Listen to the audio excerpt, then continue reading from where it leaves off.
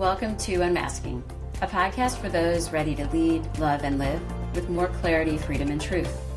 We all wear masks, and they have helped us all to fit in, stay safe, get ahead. But over time, those same masks start to weigh us down.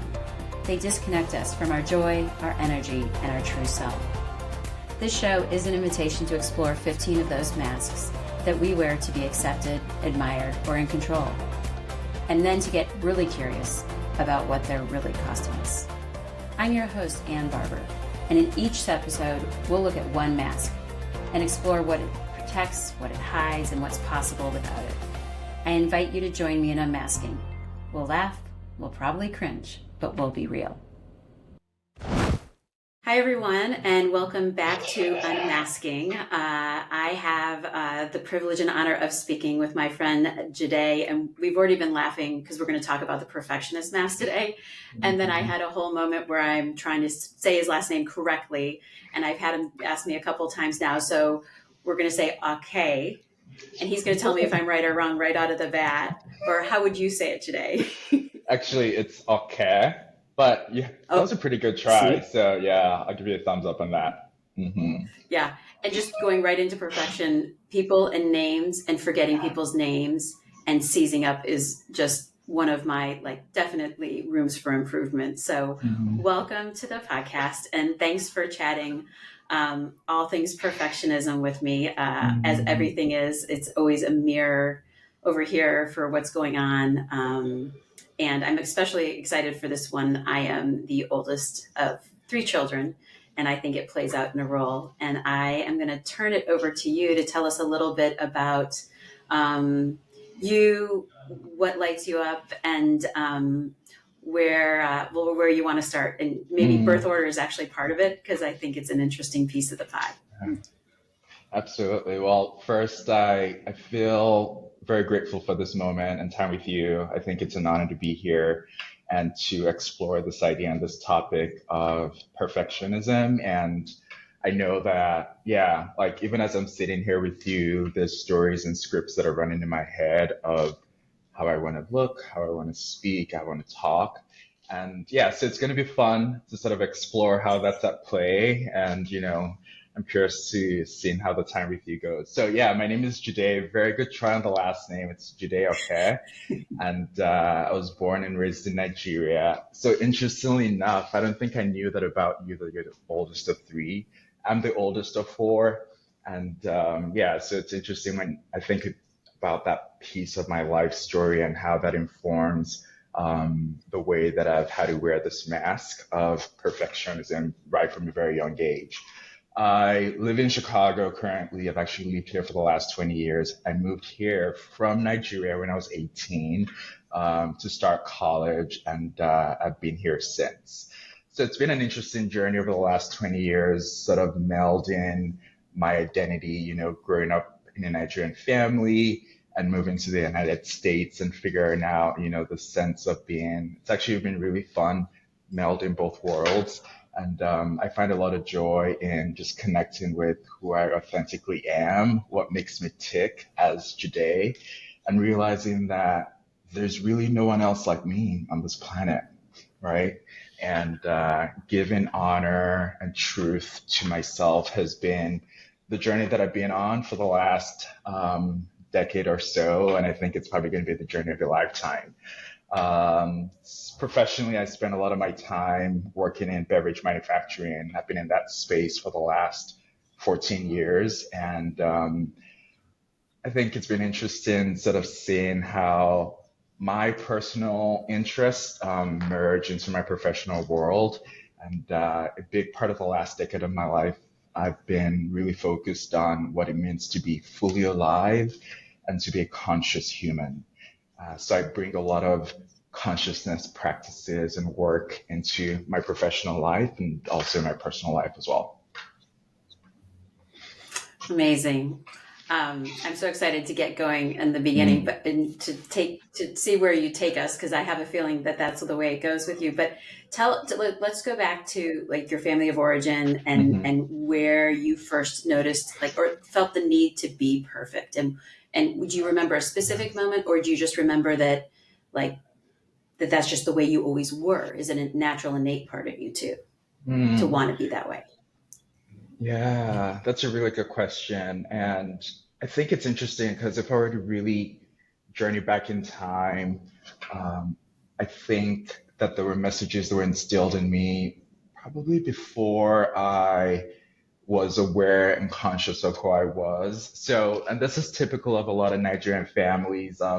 If you have Nigerian friends, you might have heard this running joke before, but a lot of parents who have kids in Nigerian culture predetermine what they want you to be when you're older. So, the joke is, well, you're either going to be an engineer, a lawyer, doctor, so it's all those high, big careers that, sort of ensure that when you grow up, that you have a little bit of stability. So it's funny because I think that I probably had that programmed in me as a very young boy that I was going to be one of those things.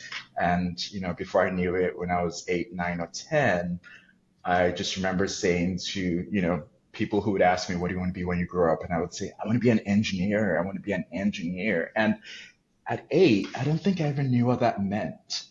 So yeah, when I think about, that part of my story, I find it really fascinating that there was an expectation that I had to live up to right from a very young age.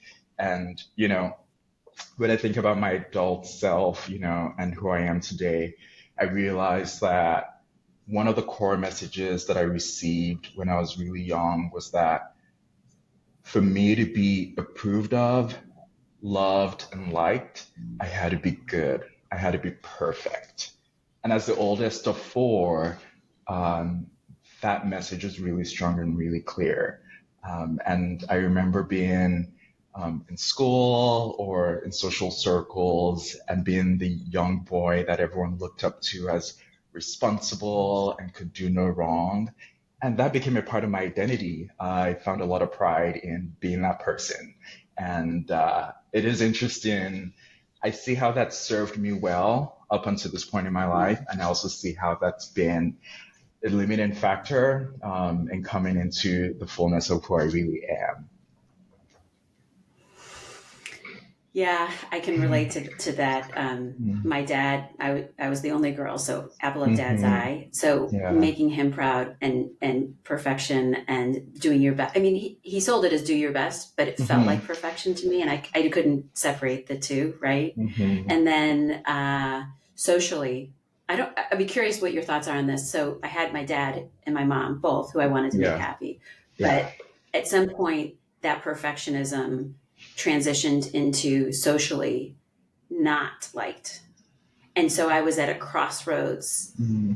Did you have any experiences with that socially? Like, I mean, people teased me because, well, to be honest with you, I cried by not getting an A+ in seventh grade, Yeah. and they Yeah. called me on it, and I was Mm-hmm. embarrassed that something that was just personal to me was like so blatant to others, that need to be perfect. So curious Yeah. what you experienced both like as a young child in your family as well as like that junior high age when things start getting a lot more complicated. Mm-hmm. Mm-hmm. Yeah, I'm just having a lot of flashbacks to experiences that I had, in that time period of my life. I and what's coming up right now is just noticing how socially within, friend groups and friend circles, I sometimes felt on the outs because part of this perfectionist image was always doing the right thing at the right time in the right place. And think back to high school, like that's that's the antithesis of that age. It's all about breaking the rules. It's all about rebelling and doing your own thing. And I just remember being a stickler for the rules. It's like this is the right thing to do. And I wasn't very liked by my friends because I didn't easily succumb to peer pressure, as we'll call it. And the Mm. good thing about it is I earned, the motivations were really high because I was well respected and rewarded by authority figures. So whether it was my parents or teachers, and that meant way more to me at the time than the approval of my friends. So yeah, because for an adult to look at me and say, you did the right thing, great job, good boy. Whew, that that felt so good to hear at the time, and I think it became the system where I knew that if I could perform and maintain this idea and image of who I'm supposed to be, the rewards are going to keep coming, right? So that was, you know, when we think about it, just in terms of like human biology, like that was my way of surviving in the environments that I grew up in. Yeah. All right. I'm not trying to move you fast, but my first It's thought okay. is that, you know, you have this perfection people pleaser, want the adults to be to like, and how did they feel about you coming to college in the States? Was that from a, because of course underneath, you know, the perfectionism, as we both have shared with each other, is that need for control and control of how people perceive us and we are perceived, right? So what was that like to leave? Mhm. And it in some ways I have a story that it actually breaks the following the rule book a little bit. Is that true, or tell me more? Oh, absolutely. Yes, it was. Stories are so fascinating because in this moment, I remember the first day that I arrived here in Chicago. So growing up in Nigeria, you know, if you know anything about Nigeria, it's a warm climate, and I had never seen snow before. So I started college in the spring semester. So it was right in the middle of January. I got off the plane, walked out of the airport in Chicago, and could not believe what I experienced. And I wondered in that moment if I'd made the biggest mistake of my life. It was so cold, and I just didn't know how I was going to survive it. But in that same moment, though, I felt fear and excitement, right? Because all of a sudden, my world was about to change, and there was this endless sense of opportunity for me to create a life for myself. You know, it's like that classic college experience. We're all leaving home for the first time. Well, most of us leaving home for the first time. And we're in an environment where we get to be who we want to be. But going back to, you know, prior to that moment, it was a little bit tough and difficult for my parents to let me leave. As the oldest, no one had done that in the family before. So I was pushing a boundary for the norm that we had grown up in. And the interesting thing is, there was a lot of trust my parents had in me, because knowing that I had been the golden child up until that point, there was a lot of trust that, yes, even though I was going to be leaving Yeah. home and moving to a different country, that I was going to maintain, you know, and uphold the values that I'd been instilled with. Yeah, so that good boy, golden child image was, I guess, you know, my winning ticket that allowed my parents to feel more at ease with letting me move. Yeah.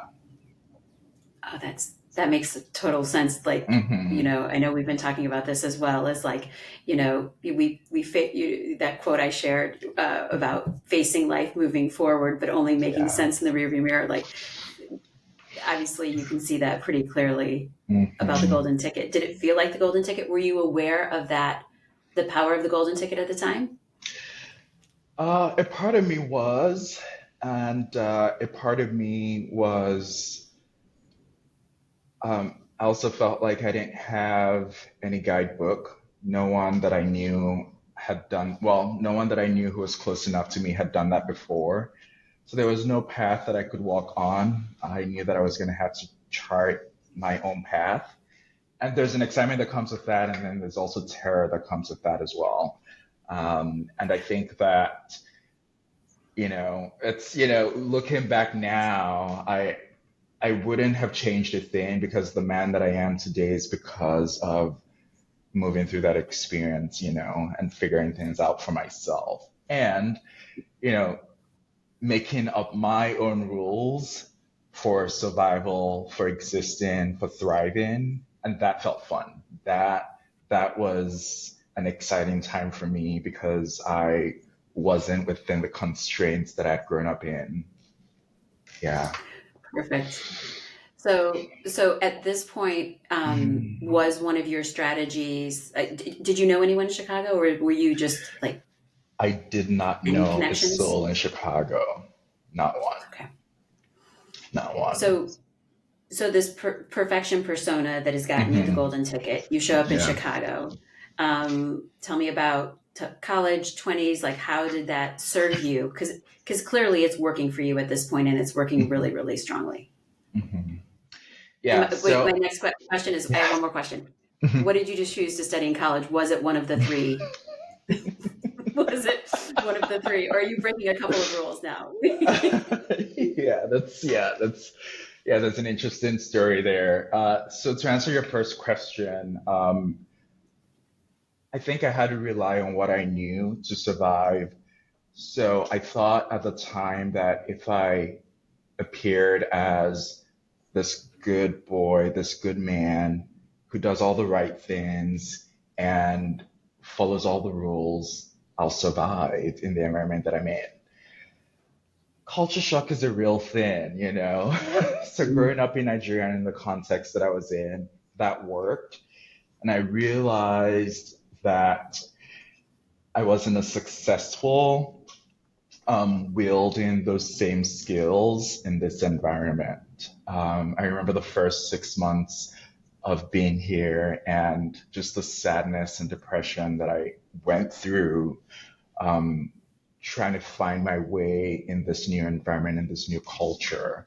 And the shock that I experienced, just realizing that what I thought would help me, those tools were not really. So it was, yeah, I went through a period of really, yeah, really figuring out what I was going to need to adopt to survive in this new environment.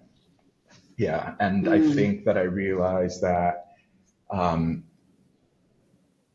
this good boy, good man persona that I had wasn't necessarily going to serve me. So I had to find new tools and new skills to survive. Um, and then, yes, I did study engineering. No surprise there. Chemical engineering was, my field of study, and I enjoyed it. And I also realized that that's, like I ended up asking myself the question: Am I doing this for myself? Or am I doing this for my mm, parents? Right? Because on one hand, I knew that I was making my family happy and proud.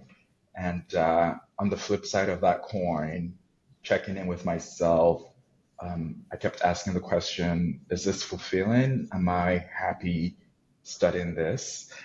But one of the skills of survival that I had is power through, white knuckle your way through, you're gonna make it. And I did. I still remember one of my proudest moments was, my graduation day. I was actually the student commencement speaker.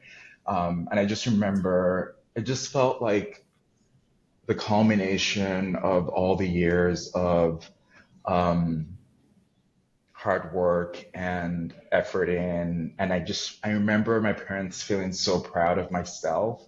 And it just felt like life couldn't get any better, right? Because 4 years ago, I had moved here from a different country, and then in that moment, I was representing my graduating class. It was a peak moment for me, and as I reflect back, I have a lot of gratitude for that moment and the journey that led me there. But then I also ask myself a question: What did it cost me, to stand on that yeah. stage? And as I've reflected over the years, yeah, there've been a lot of self betrayals that I've made to shine and to be this golden man, that a lot of people have come to like and love. Mm. And is that hard? I guess what I'm thinking is that like it feels like a moment that just, obviously I'm struggling with word, but a moment that built to this like being on the stage, making your parents Hmm. proud. Did that feel in the moment like an ending and an awareness that yes, it felt good on the outside, but like maybe something was lacking on the inside of that moment, or at that moment were you just still all in to this is working? I love the way I feel, getting the outside validation. You know, is there anything more you want to add on that? Yeah, it was an interesting time because right around that time period, we were going through a recession in this country, and I had this peak moment, and I didn't have a job lined up post college. I actually had friends who had jobs rescinded because the economy was so bad. So I felt tricked. I felt Mm, betrayed. Um, I thought that if I did everything the right way, that there was always going to be a reward. And that's there really interesting. was one day post graduation without a job, and I felt so much shame and disappointment in the system. It didn't work. It didn't work. So in all honesty, I Ouch. Right. think big ouch. Yeah. So I think Big ouch. that began the journey for me to the exploration of how I'd lived my life up until that point, right? Because all of a sudden, the system wasn't working for me, right? Because I thought if I had to do this way, I'd get this result. And when that doesn't work, it makes you question everything.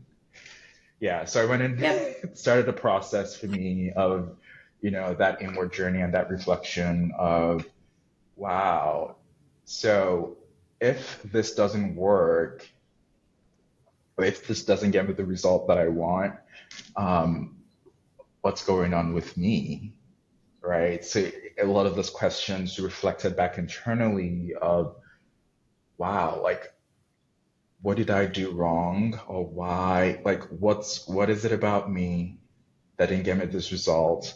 What could I have done differently? So it's all this self reflection questions came up for me, and that began the journey that I'm still on today of really discovering who I really am and what it means for me to be authentic in the way that I, express myself and relate with the world around me. Mm. And and just out of curiosity for like people listening, because Hmm. what I think is interesting is like you're saying that this perfection mask, the following the rules, like for me, how I experienced it was like a linear line. If I follow the rules, everything turns out and I get what I want. I believe that to be true as well, right? Hmm. Until the world kicked Hmm. me into a couple of circles where I Hmm. spun as long as I needed to spin until I figured out how to get out, and Hmm. kind of went through life in that different way. Do you, you know, did you fully abandon the perfectionist mask at that point, or has it always been like your stable ground to fall back on? Because it's useful, right? Like in manufacturing or Absolutely. engineering, whatever. Like you have that attention to detail. You have reasons why you can be successful with that mask. So you don't, like Don and I talked about. You don't want to take away the good, which is about that part of you. But were you just adding in new ways of being, or were you trying to get rid of it? Like, because the natural thing is, oh, this is bad. It doesn't serve me anymore, and I want to get rid of it. Does that? Are you tracking what I'm trying to ask? Yeah, that's a brilliant question. I love that question. I, for me, I think part of my work is learning how to be skillful and use this mask skillfully. I think that it's not really about discarding the mask. I think it's really finding a way to integrate that um, into your life and to use that in a way that's helpful, that serves you and serves others, or serves, the cause that you might be in.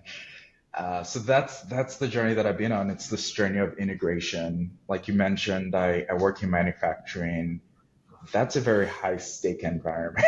um, Mistakes, you have to be really careful around making mistakes and failing because there's so much on the line.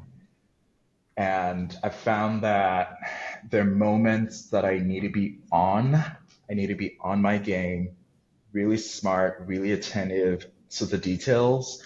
Because in the manufacturing world where we're talking about efficiency, how do we make, our lines more efficient? What's our output? And the costs are high with those, details that mistakes are, though we can learn from mistakes, they're not always very welcome in those environments. So I've been able to use, perfectionism as a skill to be able to get me great results in the manufacturing world. And I think that that's been really important for me to figure out.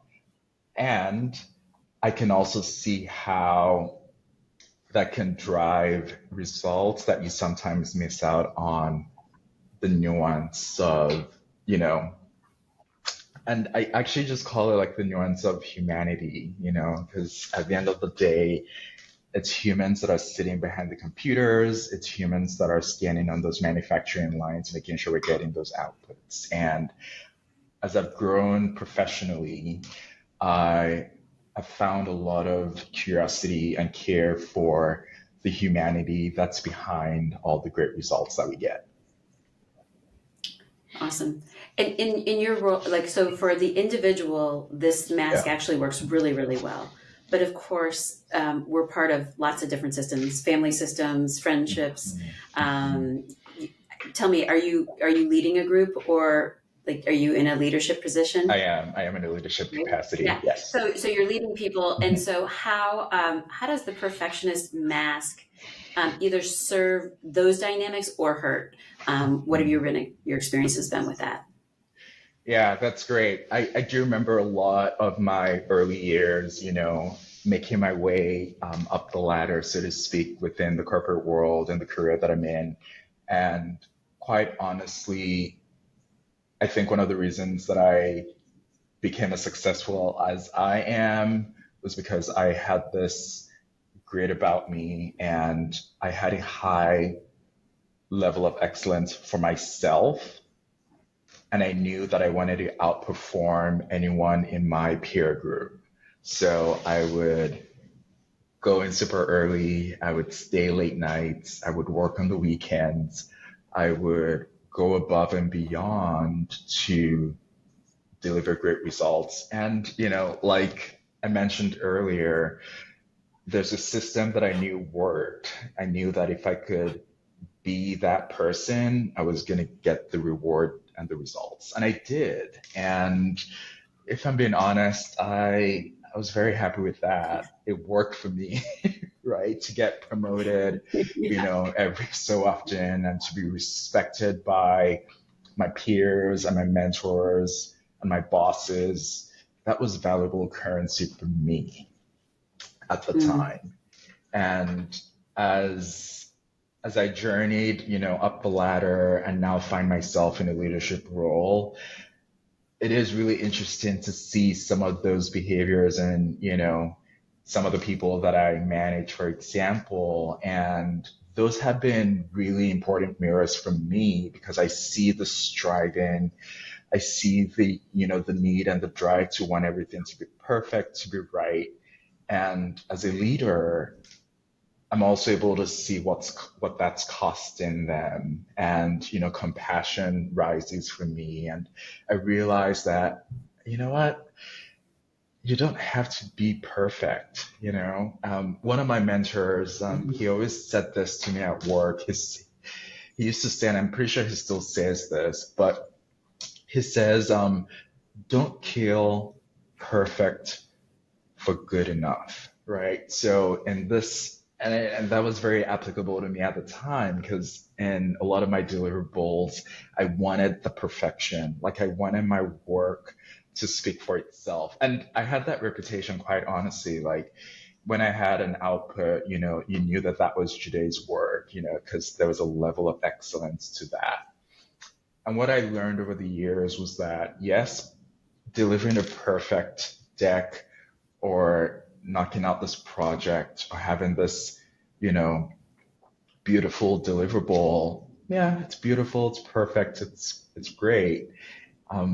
But is that necessary? Right? Well, let's dig in. What was the cost? What's the cost of that? Like what it felt good out in the world. And Mhm. trust me, I get it. But like, what was the cost to your heart? Like, how did you feel connected, or did you feel like an island? Ooh, that's a great question. I think the cost was, um, I don't know, had to do with my ego. My ego wanted the validation. My ego wanted the approval. My ego wanted the praise, the respect. And I noticed that I was using my perfection, as almost like a bargain for those rewards, right? And I noticed that when I didn't get those things, whew, it was like an ego death, and because for example, I would work on a project, and let's say I would spend nights and weekends, fine tuning and trying to get the perfect, final presentation. And I send that in and, you know, the executive team works through that and, spends maybe 5 minutes looking through that and, have a conversation for 2 minutes about it. And and then my ego's going, what? Like that's it? Right, That's right. that's that's all I'm gonna get out of all the hours that I put into making this thing look perfect. And and that happened multiple times. And I began to realize that I was really craving this validation, and I was outsourcing it. Right? I thought that if I delivered perfect work, I would be validated by my bosses and all the people that I respected. And part of the work and part of the journey has really been finding that validation within, right? Yeah, So it's right. been looking at the work that I do and to be able to say to myself, this is good enough and I'm proud of myself for this work. It doesn't need to be perfect. And I can be okay with this. I can be happy with this. And I know that I've done my best here and that's good enough. So that's been the work, and I have to remind myself of that over and over again. Yeah. Yeah. What I'm curious about is like, so the work is good enough.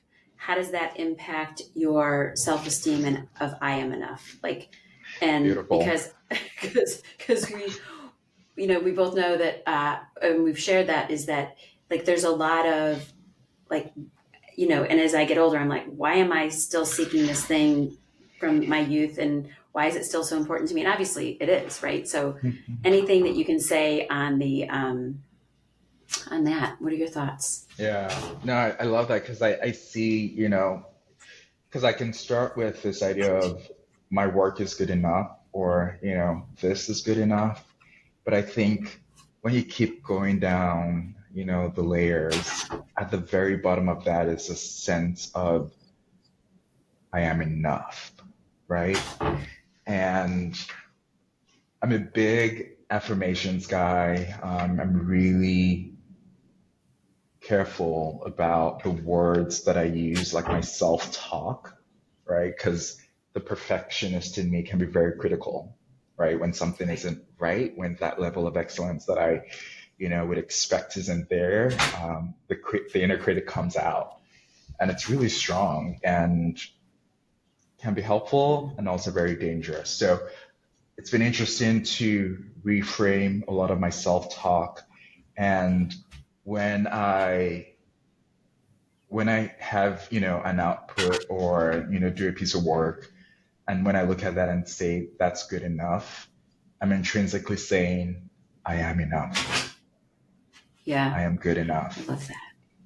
Yeah. Makes me happy.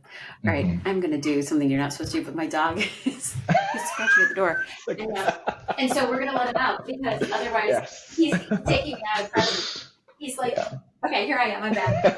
I know. I'm just laughing. I'm like, all right, all I Oh, can hear is the great. dog. And my perfectionist is like, you're not supposed to do this. And I'm like, I'm going to do this. But this is, I think this is real life. And this is all, I think this is all part of it. And I think sometimes, and I'm not going to speak for you, but I forget that I'm human, right? And, I think that I'm supposed to, especially let's play with the context that we're in, right? We're recording this podcast and, there's an expectation that I can have of, oh, this is how I want to sound. I want to look this way. I want my words to flow this way. And can I play with this and not let this be perfect?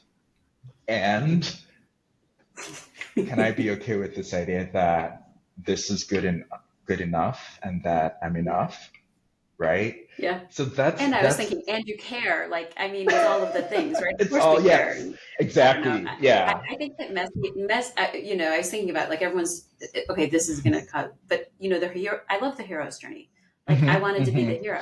But Yeah. the problem is that I'm kind of, turning towards, well, the fool's journey, like not the real fool's journey, but like just like laughing at myself more.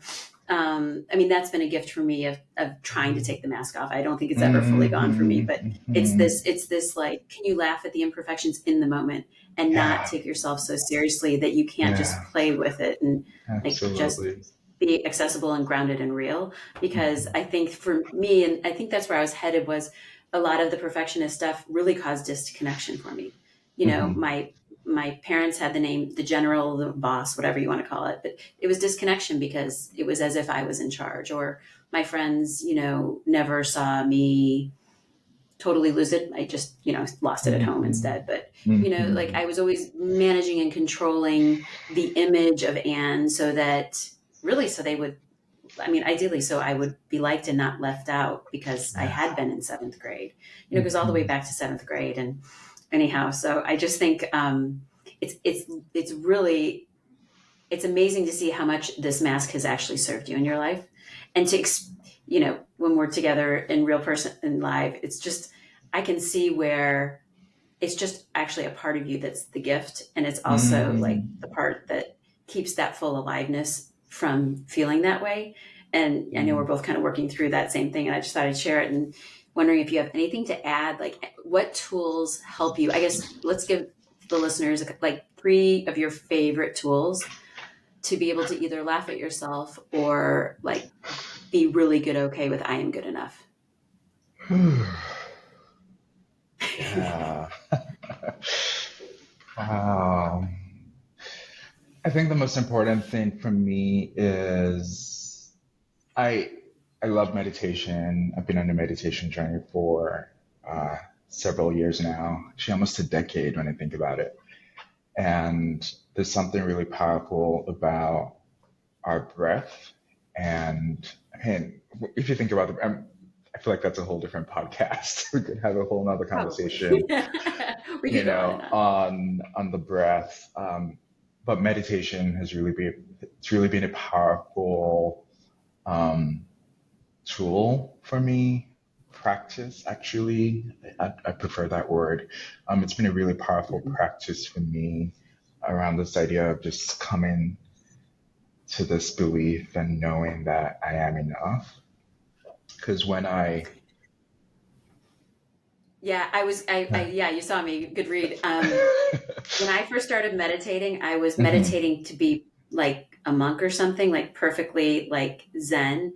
And so I would be curious what you have to say, but the greatest thing about being a bad meditator, for lack of a better word, or just like laughing with yourself within it. And then the more you do it, the more you're actually able to bring it out in your life, which is the goal. I mean, I think to be able to be present, that way. But just tell me, I just wanted to back you up and be like, did you start meditating with your perfectionist mask? Oh, absolutely. And I will say too that I don't know if you've heard of this. There's really no thing as a bad meditation. So, what we call a bad meditation is a judgment that we place on it, but really just sitting with yourself, even if it doesn't go the way you expect, it's still meditation. But yes, when I started the practice of meditation, I So I don't know if this is, my, background as an engineer, but research is a really foundational aspect of the work that I do. So of course, I wanted to read as much as I could about meditation. I wanted to learn about the practice because I wanted to do it right. Right. So there's this thing about me. It's, yeah, it's something that I need to keep shining in the light on and be aware of. But I notice sometimes I tell myself that I don't like doing things I'm not good at, right? So it all goes back to wanting to be perfect and like wanting to do things the right way. So with meditation, I remember struggling a lot in my early years because I thought I wasn't doing it right.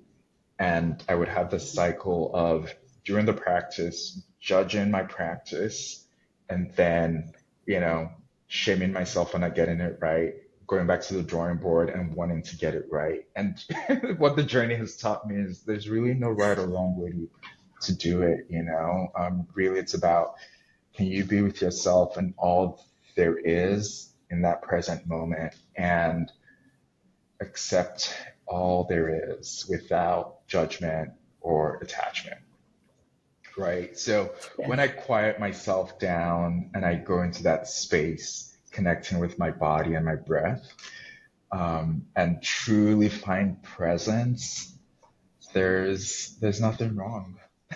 There's nothing wrong with me. There's nothing to get right. All there is just a sense of my true nature, and it's that I'm loved and that I'm good enough, and there's nothing to prove. Mm, nothing to prove. Hmm. Exhale. Yeah. All right. So we've got meditation, breath Yes. work. Is there Yes. anything else? I mean, those are incredibly powerful for me as well. Hmm. Um, Hmm. Oh, is there anything else yeah. that takes you out of your head of performing? Yes. As you, So I just one saw you of go up to your head there, right? You know when you witness someone go in their head, Yeah, well, you did it. I think for me it was actually more of a memory or just a remembrance of Fair. practices that I'm introducing into my Yes. life. So I just had this Yes. remembrance of like, oh, this is something I just started doing, and it's art, expressing myself creatively, which I must tell you that's been a game changer for me. So Mm. as an engineer, it's truly about getting it right. Like your numbers have to be on point. You can't really afford to make mistakes, right? So my brain is so wired for perfection. And what I've been finding is there's no perfection in art, you know? I've been playing around with pottery, ceramics, that's been really fun, and more recently, painting. So and it's interesting because, of course, there's a part of me, even when I put the paintbrush to the canvas, I notice this part of me that wants to do it right. And then there's another part of me that's like, what does that mean? Like, this is art. Art is art. It's not subjective. There's no right or wrong way to paint. Whatever comes out of your paintbrush on the canvas that's it. So I find that practice of painting has actually been really helpful in allowing myself to accept myself as being enough, right? So I look at the Yeah. canvas, I look at the finished work, and that's it. That's it. There's no perfection in art. It doesn't exist. I just love that. And I love the creativity, the freedom to not be Hmm. following rules. And it's not that you're abandoning all of these great skills that you have for work, but you're like feeding the other side of your brain that has just not had attention for a long time. And Absolutely. and I have like how great is that to add that aspect in to all your arsenal of wonderful things that you have. But it's really funny because I always had a story that I was not artistic, right? And so when I go to that, exactly as you're saying, that brush on the canvas, I would want to be doing it right. And so I wonder how, I mean, I just laugh. I know so many people that don't try to play games or try art things because they want to be able to be good at it. Dog. And I think that, I just think that it's so inspiring for you to model that for people because you can see that it brings joy. You can see that it brings a big smile to your face. And I think that that's a great message for right now. Like just, especially for everyone who's trying to get it right. Absolutely. I couldn't agree more. Shut the door, Joe. Oh, I mean, it's like the universe conspired down against perfection. Exactly. You're right. It's good. It's good, because now that we shut the door, he'll want to go outside. Right. That's how that goes. Yeah, it would be so interesting to have you on this side of the table, right? So we can see how this plays out for you.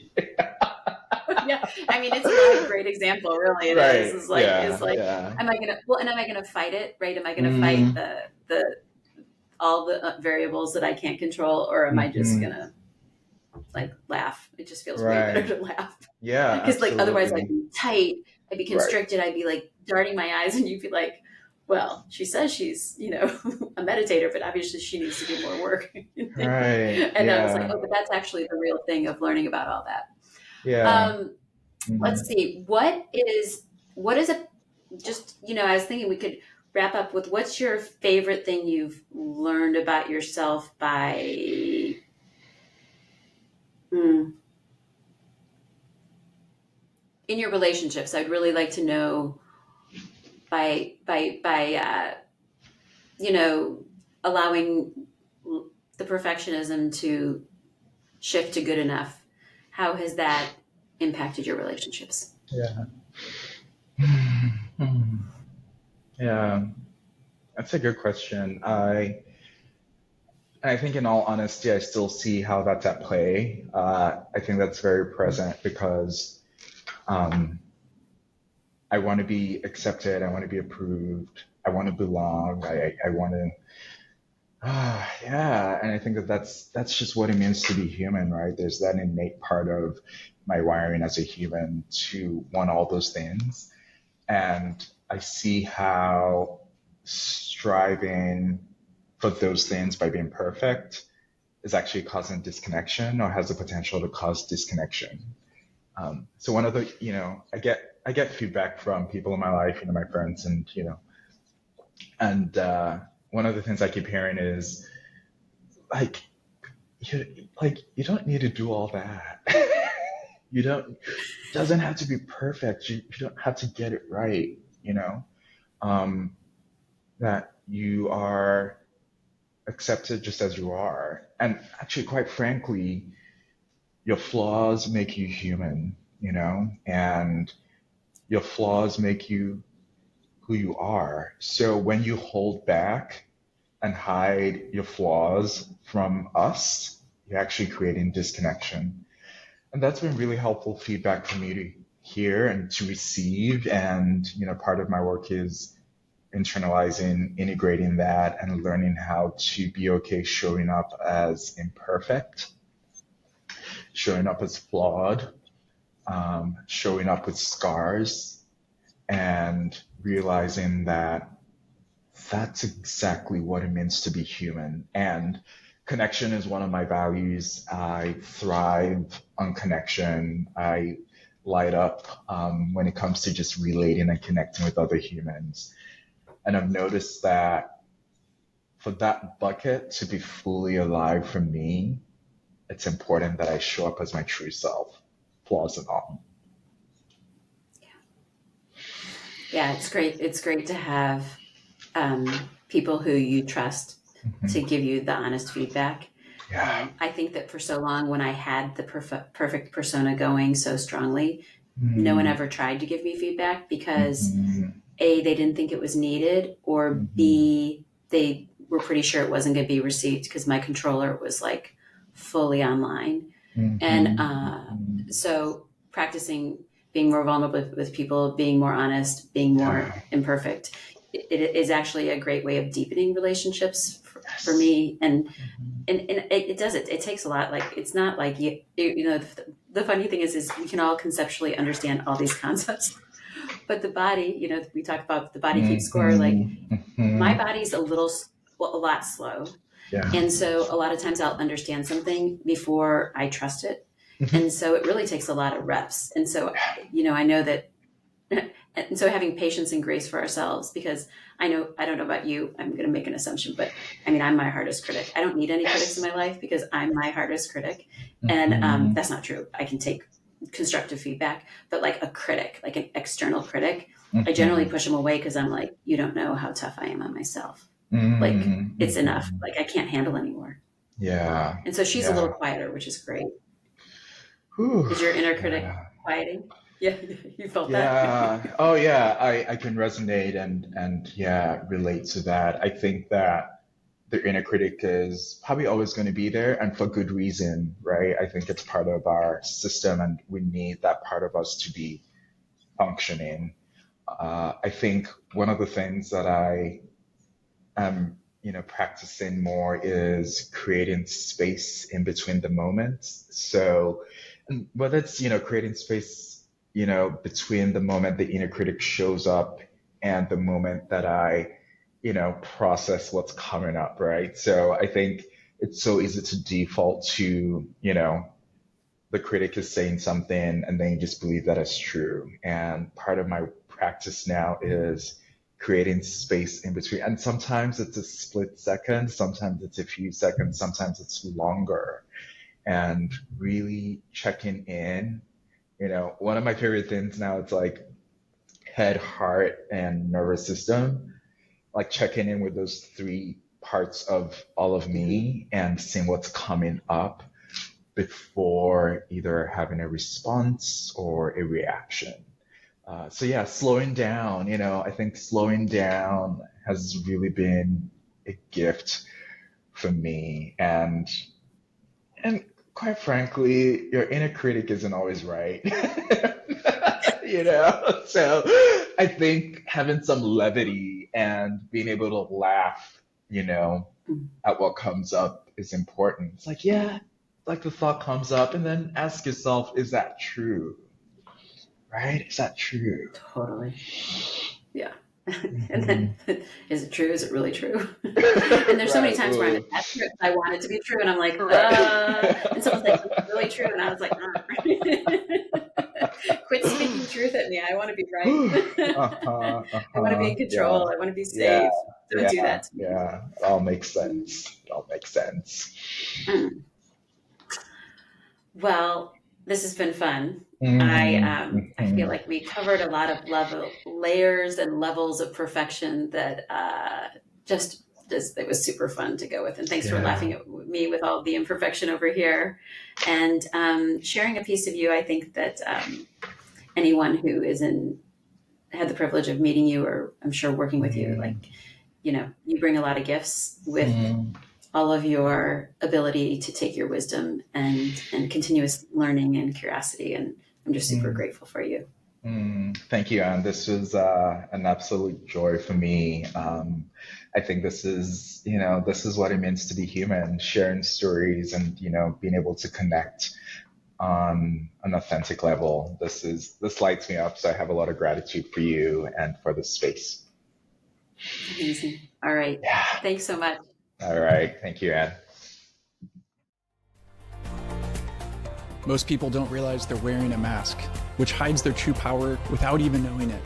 But the people you work with, your friends, your family, and the world need you to step into the power of your authentic self. Take our free mask assessment to uncover which of the 15 masks you are unconsciously wearing that shapes your life and how you can start to break free. Start your journey at akeypartners.com and step into the power of your authentic self.